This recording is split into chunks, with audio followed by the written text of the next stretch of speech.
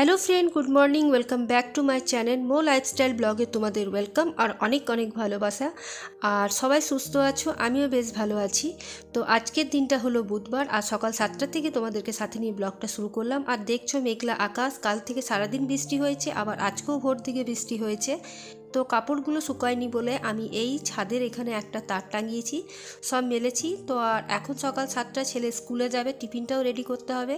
তোমরা ভিডিওটা দেখতে থাকো, আশা করি আজকের ব্লগটা ভালো লাগবে। যদি ভালো লাগে অবশ্যই একটা লাইক, কমেন্ট, শেয়ার আর চ্যানেলটাকে সাবস্ক্রাইব করে আমার পাশে থেকো।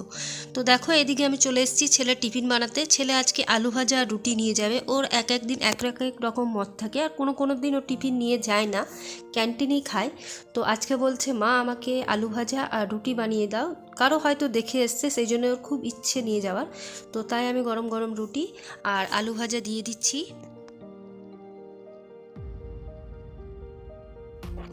আর প্রায় দিন এই সময়টা খুব তাড়াহুড়োর মধ্যেই থাকে, কারণ আমাকে দু রকম টিফিন বানাতে হয়।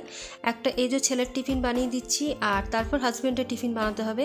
কারণ মানে ছেলের হাজব্যান্ডের যদি রুটি আর পরোটা বা আলু ভাজা এরকম হয় তাহলে দুজনেরই হয়ে যায়। আর যেহেতু লুচি করলে বা কোনো দিন রাইস করলে তখন আমাকে দু রকম বানাতে হয়, তবে আজকে একসাথেই হয়ে গেল। কয়েকদিন ধরে যা ঠান্ডা পড়েছে, কারণ বাইরে কুয়াশা মেঘলা প্রায় দিনেই। আর প্রায় আমি মনে হয় সব জায়গায় এটাই হচ্ছে, আমাদের এখানের মতনই শীত অবশ্যই। তো এখন আমি দেখো এদিকে যা যা কাপড় আছে সেগুলো পাট করে নিচ্ছি, যেগুলো তুলে নিয়ে এলাম। উলের কাপড় ছিল আর এগুলো কালকে কাঁচা হয়েছিল। তো সারাদিন বৃষ্টি কালকেও হয়েছে, আবার আজকেও হচ্ছে, তো তাই এগুলো রেখে দিলাম। আর এই ঠান্ডায় গরম গরম চা, তার সাথে বনপা রুটি আমার ভীষণ ভালো লাগে। রুটিটা আর আমি খেলাম না, রুটি আলু ভাজা রাখা আছে, তো বনপা রুটিটা ফ্রিজে ছিল, তার জন্য আমি এখন গরম চা দিয়ে সেটাই খেয়ে নিচ্ছি। শীতকালে অবশ্যই উঠে একটু কুড়েমি লাগে কাজ করতে, কিন্তু যদি আমরা একটু সকাল সকাল উঠে সব কাজ করার চেষ্টা করি তাহলে দেখবে সেই কুড়েমিটা থাকে না, একটা কাজের অন্য এনার্জি চলে আসে যতই ঠান্ডা থাকুক। তো আমার মনে হয় যদি আমরা উঠে কাজ করতে শুরু করে দিই আর এই অভ্যাসটা প্রতিদিন রেখে দিই তাহলে কিন্তু এটা হয় না, আমার মনে হয়। কারণ আমি তো প্রতিদিন এরকম সকালেই উঠি, কারণ আমাকে স্কুলের জন্য রেডি হতে হয়। তো আমার কাজগুলোও ঠিক সময়ের মধ্যেই শেষ হয়ে যায়, যেহেতু আমি সকাল সকাল উঠি বলে। আর হয়তো কোনো দিন শরীর খারাপের কারণে না উঠতে পারলে সেদিন অবশ্যই দেরি হয়, মানুষ তো সবসময় একই রকম সময় চলে সেটা নয়। তো এখন আমি দেখো এদিকে কম্পিউটার টেবিলটা ভালোভাবে পরিষ্কার করে নিচ্ছি, কিবোর্ডটা করলাম, তারপর আমি স্ক্রিনটাকে ভালোভাবে পরিষ্কার করছি। এটা ঢাকা দিয়ে রাখতে হয়, নয় ধুলো পড়ে যায়। ওই যে বলেছি আমার রাস্তার ধারেই ঘর, আর তোমার বড় বড় জানলা দিয়ে প্রায় ধুলো আসে, আর ধুলোর একটা স্তর প্রতিদিন হয়ে যায়, মানে তুমি আর বিকেলেই দেখতে পাবে এর মধ্যে একটা স্তর বসে গেছে।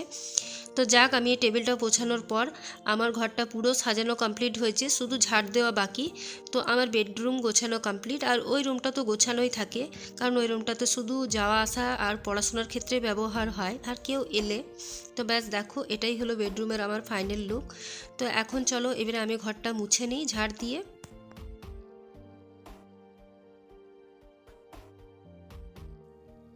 তো রুমগুলো আর মুছলাম না, রান্নাঘর থেকে ডাইনিংটা মুছে নিচ্ছি। রুমগুলো তো দিদি এসে মুছবে, তার জন্যই মুছি না।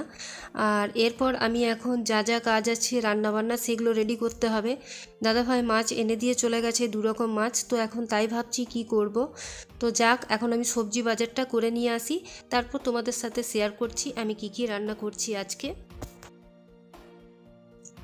তো আমার তরকারি আনা হয়ে গেছে, তো এখন আমি এসে ভাতটা চাপিয়ে নিচ্ছি, কারণ এখন বেলা প্রায় 11টা বাজে, আর একটার মধ্যে আমাকে রান্না কমপ্লিট করতে হয়, কারণ দাদাভাই একটাই চলে আসছে খেতে, আর ছেলে আসে আমার 3টের সময়। ততক্ষণ সব কিছু ঠান্ডা হয়ে যায়, আবার আমাকে গরম করতে হয়। আরেকটা অসুবিধা হয় দেখবে, যখন রান্না করতে করতে আমাদের তেল শেষ হয়ে যায়, আবার মাঝখানে তেল ঢালতে হয়, তখন কিন্তু খুব অসুবিধা বোধ হয়। এক থাকলে অসুবিধাটা হয় না, ঠিক আমারও সেটাই হলো। কাল্লাটা চাপিয়েছি আর তেল শেষ হয়েছে, তো এদিকে কাল্লাটা ভাজা হচ্ছে আর আমি তেলের কৌটোটা ভরে নিলাম। আর এগুলো তেলের কন্টেনার নয়, এগুলো হচ্ছে জলের, আমি ভুল করে অর্ডার দিয়ে ফেলেছিলাম, আর এগুলোকে চেঞ্জ করে নিয়ে আমি তেলেরই রেখে দিয়েছি। তো দেখো এদিকে আমার ইঁচড় সিদ্ধ হয়ে গেছে, আজকে আমি ইঁচড় পেয়েছিলাম তাই নিয়ে এসেছিলাম, আর সাথে চিংড়ি মাছ। আর এদিকে তেল গরম হয়ে গেছে কড়াইয়ে, তো এবারে আমি চিংড়ি মাছগুলো দিয়ে দিলাম। আর এটা 400 গ্রাম তোমার চিংড়ি মাছ ছিল, তো দেখছো কয়টুকুনি হয়েছে। চিংড়ি মাছ বাছার পর অনেক কমে যায়। তো ইঁচড় যখন ছিল বুঝতেই পারছো আজকের রেসিপিটা চিংড়ি দিয়ে ইঁচড় করব, মানে ইঁচড় চিংড়ি। আর তার সাথে নিয়ে এসছে ভেটকি মাছ। ভেটকি মাছগুলো ভাবলাম আজকে আমি ফ্রাই করে দেবো, কারণ আজকে আমার ব্রেড ক্রাম্ব শেষ হয়ে গেছে, তার জন্যে আমি শুধু এমনি সিম্পল ফ্রাই করব বেসন দিয়ে, মশলা দিয়ে, মানে মশলা মাছ যেটাকে বলে। তো দেখো এখন গরম তেলে আমি গরম মশলা, তেজপাতা, লঙ্কা আর ফোড়ন দিয়ে দিলাম। বলাই হয় রান্নাতে ফোড়ন যেরকম দিবে তার টেস্ট সেরকম হয়। আর তারপর তেলটা যখন ফোড়নটা পুড়ে যাবে তখন আমি খানিকটা পেঁয়াজ দিয়ে দিলাম। এবারে আমি ভালো করে এই পেঁয়াজটাকে ভেজে নেব। কুচো চিংড়ি পাওয়া গেলে অনেক রকমই রেসিপি করা যায়, পটল চিংড়ি, ইঁচড় চিংড়ি, তারপর আলু দিয়ে, লাউ দিয়ে, নানা রকমভাবে। তো দেখো এদিকে আমার লাল লাল করে ভাজা হয়ে গেছে পেঁয়াজগুলো। তো এবারে যে ইঁচড়টা আমি সিদ্ধ করে রেখেছিলাম সেটা এখন ভালোভাবে আরেকটু ভেজে নেব আলুর সাথে। আর ইঁচড়টা তোমার মোটামুটি সিদ্ধ হয়েছিল, আর কিন্তু আলুগুলো আমার প্রচণ্ড সিদ্ধ হয়ে গেছিলো বলে গলে গেছিলো।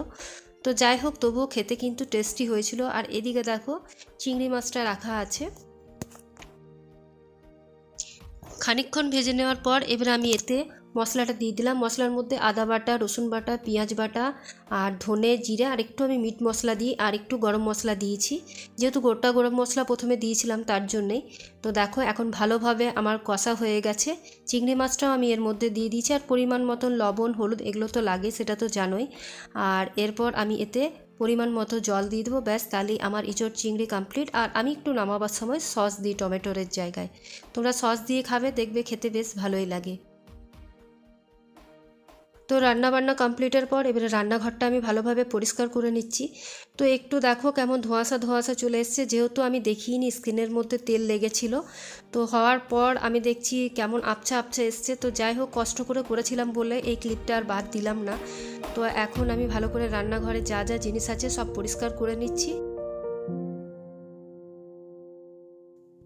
তো কি কি রান্না করলাম আজকে লাঞ্চে তোমাদের সাথে শেয়ার করি।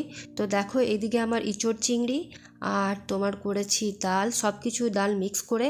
এদিকে করেছি আলু পোস্ত আর কাল্লা ভাজা আর ভাত। আর এবারে খাবার সময় গরম গরম তোমার ভেটকি মাছগুলো ভেজে নিলেই আমার হয়ে যাবে। আর আজকে আমি বাসনগুলো একটু চেঞ্জ করেছি, মাঝে মাঝে দেখবে চেঞ্জ করলে মনটাও ভালো লাগে। তো বাস সেই জন্যই আজকে আমি সব।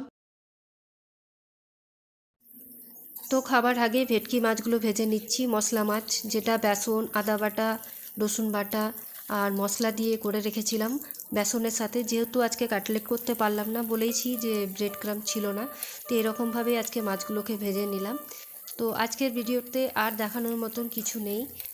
ভালো থেকো, সুস্থ থেকো, সবাইকে সুস্থ রেখো, আর মুখে সবসময় একটা বড় স্মাইল রেখো। কালকে আবার একটা নিউ ব্লগ নিয়ে তোমাদের সাথে দেখা হবে। আজকের মতন এটুকুই, টাটা।